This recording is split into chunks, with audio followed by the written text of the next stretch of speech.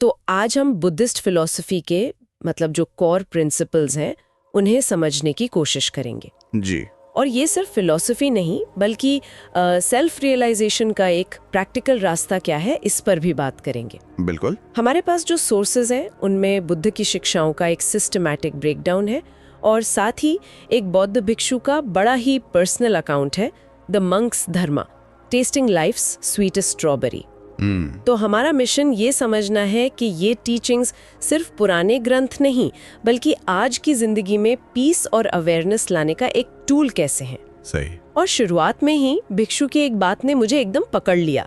वो मठ में ये सोच कर आए थे कि एनलाइटनमेंट मतलब आत्मज्ञान किसी दिन बिजली की तरह उन पर गिरेगा, एक ग्रैंड मोमेंट होगा। हाँ, पर उन्हें एहसास हुआ कि ये कोई ड्रामेटिक इवेंट नहीं बल्कि एक गहरी याद है। गहरी याद या डीप रिमेम्बरिंग जी फ्रेज भाई। बहुत पावरफुल है ना? इसका मतलब है कि आप कुछ नया हासिल नहीं कर रहे हैं, आप बस उस चीज को फिर से खोज रहे हैं जो आप हमेशा से थे। अच्छा, उस शांति को जो बाहरी शोर और अपनी ही बनाई हुई उलझनों के नीचे कहीं दब गई है। तो ये खोज नहीं बल्कि एक तरह से घर वापसी है। घर वापसी, वाह। और यही बात इसे इतनी रिलेटेबल बनाती है। ये किसी स्पेशल पावर को पाने जैसा नहीं बल्कि अपने ही ओरिजिनल नेचर में लौटने जैसा है। बिल्कुल। तो इस घर वापसी की यात्रा को शुरू कहां से करें? भिक्षु हमें 4 आर्य सत्यों की तरफ ले जाते हैं, लेकिन वो इन्हें सिद्धांत नहीं कहते। नहीं, वो इन्हें कोमल आईने कहते हैं। Gentle mirrors. ये शब्द ही कितना कुछ कह देता है, क्योंकि सिद्धांत कठोर हो सकते हैं, जजमेंटल लग सकते हैं। सही। लेकिन एक आईना, वो तो बस आपको दिखाता है कि क्या है, बिना किसी लाग लपेट के। और पहला आईना हमें दिखाता है दुख। जीवन में दुख है, असंतोष है, बेचैनी है, ये सब मौजूद हैं। और इसका मतलब ये नहीं कि जीवन सिर्फ निराशा है। नहीं, बिल्कुल नहीं। बस ये कि ये अनुभव इंसान होने का एक हिस्सा है। ये कोई सजा नहीं, बस एक सच्चाई है। और ये दुख सिर्फ कोई बड़ा दुख नहीं है जैसे किसी को खो देना। इसमें छोटी छोटी फ्रस्ट्रेशंस, फिजिकल पेन और यहाँ तक कि खुशी का टेम्पररी होना भी शामिल है। हाँ, भिक्षु अपना ही उदाहरण देते हैं कि कैसे वो सक्सेस, फेम और लोग उनके बारे में क्या सोचते हैं, इन उम्मीदों से चिपके रहते थे और इसी से उन्हें सबसे ज्यादा पीड़ा होती थी। उन्होंने एक बहुत खूबसूरत लाइन लिखी है, मैं बादलों का पीछा कर रहा था, ये भूलकर कि मैं आकाश था। वाह। और ये लाइन ये दूसरे आर्य सत्य को परफेक्टली एक्सप्लेन करती है। समुदय। हाँ, समुदय यानी दुख का कारण। सोर्स बताते हैं कि दुख का कारण बाहरी दुनिया नहीं बल्कि हमारा अपना लगाव, हमारा अटैचमेंट और हमारी इच्छाएं हैं, जिसे तृष्णा कहा जाता है। सही। हम लगातार किसी चीज के पीछे भाग रहे होते हैं, चाहे वो प्लेजर हो, स्टेटस हो। भिक्षु का अनुभव यही था। वो बादलों यानी टेम्पररी चीजों को पकड़ने की कोशिश कर रहे थे और अपने आकाश जैसे शांत और विशाल स्वभाव को भूल गए थे। एग्जैक्टली। ये सुनकर थोड़ा निराशाजनक लग सकता है कि जीवन में दुख है और उसका कारण भी हमारे अंदर ही है। तो क्या बौद्ध धर्म सिर्फ समस्या बताकर छोड़ देता है? कोई उम्मीद है? नहीं, बिल्कुल नहीं। यहीं पर तीसरा और चौथा आर्य सत्य आता है। अच्छा। तीसरा सत्य है निरोध, जो कहता है कि इस दुख से मुक्ति संभव है। ये एक बहुत होपफुल मैसेज है। ओके। और चौथा सत्य मार्ग, उस मुक्ति तक पहुंचने का रास्ता दिखाता है। और यही है अष्टांगिक मार्ग। हाँ, द 8-fold पाथ। ये बौद्ध धर्म का हार्ट है, इसका प्रैक्टिकल ब्लूप्रिंट। और फिर से भिक्षु के शब्दों पर लौटते हैं। वो इसे कठोर नियमों का समूह नहीं बल्कि जीने की एक लय कहते हैं। ये बात मुझे बहुत अच्छी लगी। नियम शब्द से एक बोझ महसूस होता है, एक प्रेशर कि अगर टूट गया तो। हाँ, लेकिन लय या रिदम में एक सहजता है, एक फ्लो है। बिल्कुल, और यही इसका सार है। नियम तोड़े जा सकते हैं लेकिन लय में तो आप बस बहते हैं। सही। इस मार्ग को आसानी से समझने के लिए इसे 3 हिस्सों में बांटा गया है, प्रज्ञा, शील और समाधि। विजडम, एथिकल कॉन्डक्ट और मेंटल डिसिप्लिन। जी। विजडम के हिस्से में 2 चीजें आती हैं, सम्यक दृष्टि यानी राइट व्यू और सम्यक संकल्प, राइट इंटेंशन। हाँ, राइट व्यू मतलब चीजों को वैसे ही देखना जैसी वे हैं, अपने फिल्टर्स के बिना। मतलब इन 4 आर्य सत्यों को इंटेलेक्चुअली नहीं बल्कि दिल से समझना। और फिर आता है सम्यक संकल्प, मतलब आपके इरादे क्या हैं, क्या वो करुणा, प्रेम और त्याग से भरे हैं या फिर नफरत, गुस्सा और स्वार्थ से। सही। ये आपके मन की दिशा तय करता है, एक तरह से जीपीएस सेट करने जैसा है। अब यार डेस्टिनेशन ही गलत सेट किया है तो रास्ता सही कैसे हो सकता है? बिल्कुल, और जब मन की दिशा सही हो तब आते हमारे एक्शंस। ये हमें दूसरे हिस्से यानी शील पर लाता है। Ethical conduct. इसमें 3 बातें हैं, सम्यक वाणी, सम्यक कर्म और सम्यक आजीविका। राइट। स्पीच तो साफ है, सच बोलो, प्यार से बोलो और बेकार की गॉसिप से बचो। और राइट एक्शन का मतलब है ऐसे काम करना जिससे किसी को नुकसान ना हो। हिंसा, चोरी, सेक्सुअल मिसकंडक्ट से बचना। हाँ, लेकिन सबसे चैलेंजिंग शायद तीसरा है, राइट लाइवलीहुड। मैं इसी पर आने वाली थी। ऐसा काम धंधा करना जिससे दुनिया को नुकसान ना पहुंचे। आज के कॉर्पोरेट कल्चर में ये कितना मुश्किल हो गया है। क्या कोई भी जॉब पूरी तरह से एथिकल हो सकती है? इस पर भिक्षुक का मानना है कि परफेक्शन की उम्मीद करना भी एक तरह का अटैचमेंट है। अच्छा। जरूरी नहीं कि आप जंगल में जाकर बैठ जाएं। पॉइंट ये है कि आप अपने काम में अवेयरनेस लाएं। क्या आपका काम सीधे तौर पर किसी को नुकसान पहुंचा रहा है? और क्या आप इसे और ज्यादा एथिकली करने का प्रयास कर सकते हैं? एग्जैक्टली। ये एक कांस्टेंट एफर्ट है, कोई फिक्स डेस्टिनेशन नहीं। ये एक बहुत प्रैक्टिकल अप्रोच है। तो विजडम और कंडक्ट के बाद तीसरा हिस्सा है समाधि, मेंटल डिसिप्लिन। यहीं पर असली मेंटल ट्रेनिंग होती है। इसमें भी 3 प्रैक्टिसेस आती हैं। पहला है सम्यक प्रयास, राइट एफर्ट। इसका मतलब? इसका सिंपल सा मतलब है अपने मन के बगीचे की देखभाल करना।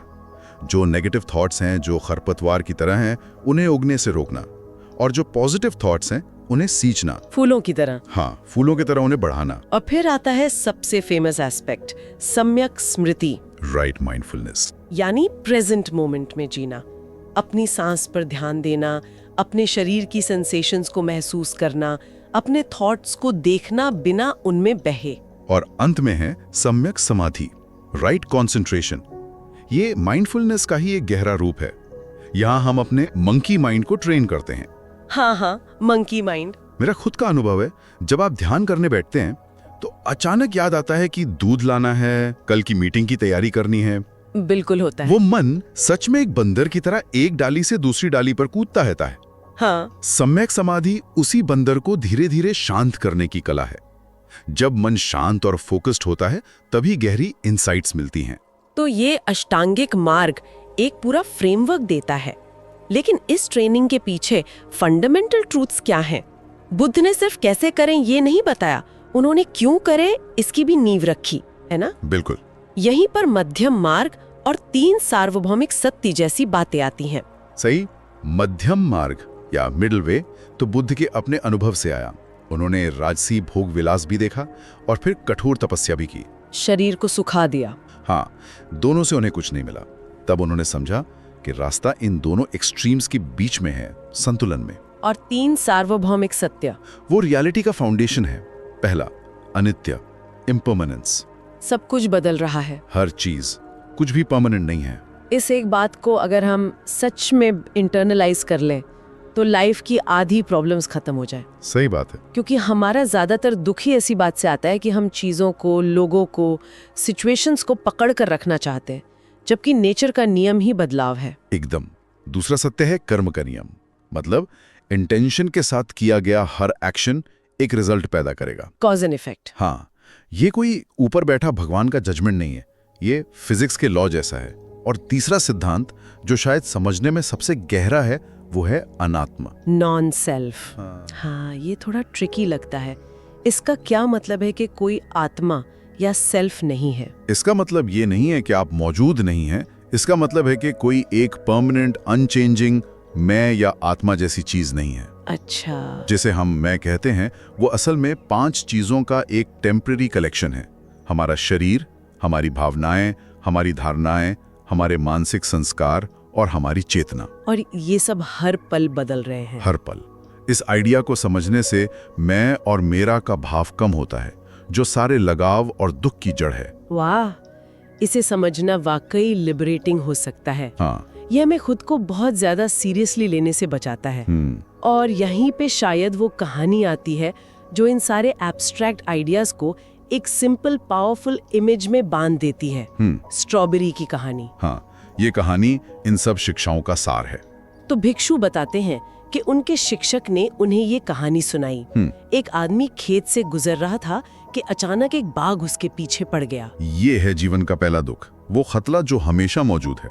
हाँ, वो आदमी अपनी जान बचाने के लिए भागा और एक चट्टान के किनारे पहुंच गया। नीचे गहरी खाई थी।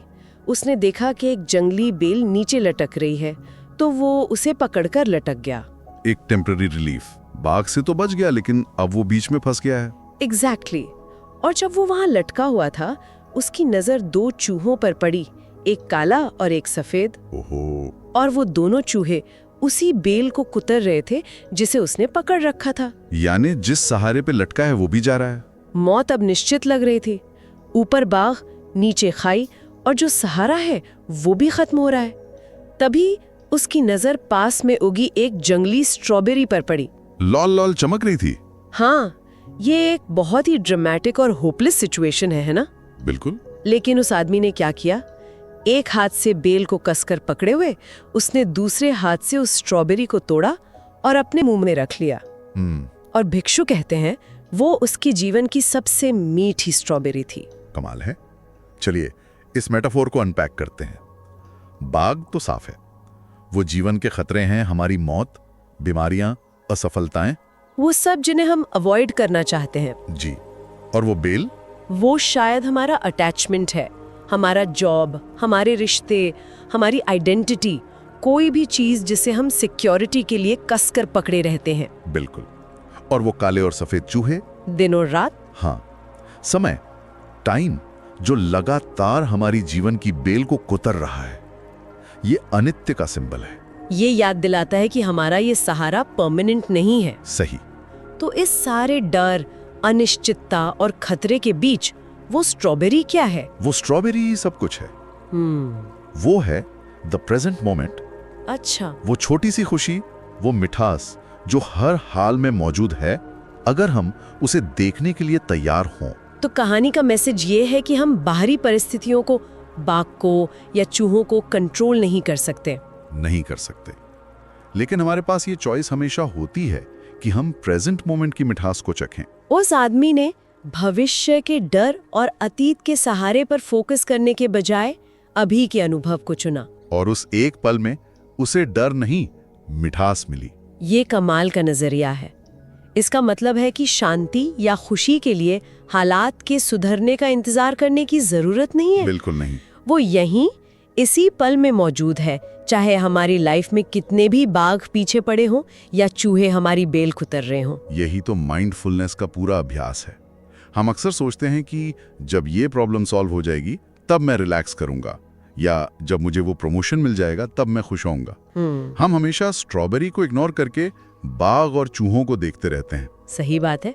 बौद्ध धर्म कहता है बाघ और चूहे रहेंगे, वो जीवन का हिस्सा हैं। सवाल ये है कि क्या आप उनके होते हुए भी स्ट्रॉबेरी का स्वाद ले सकते हैं? तो आज की हमारी इस गहरी बातचीत से कुछ बातें एकदम साफ हो जाती हैं।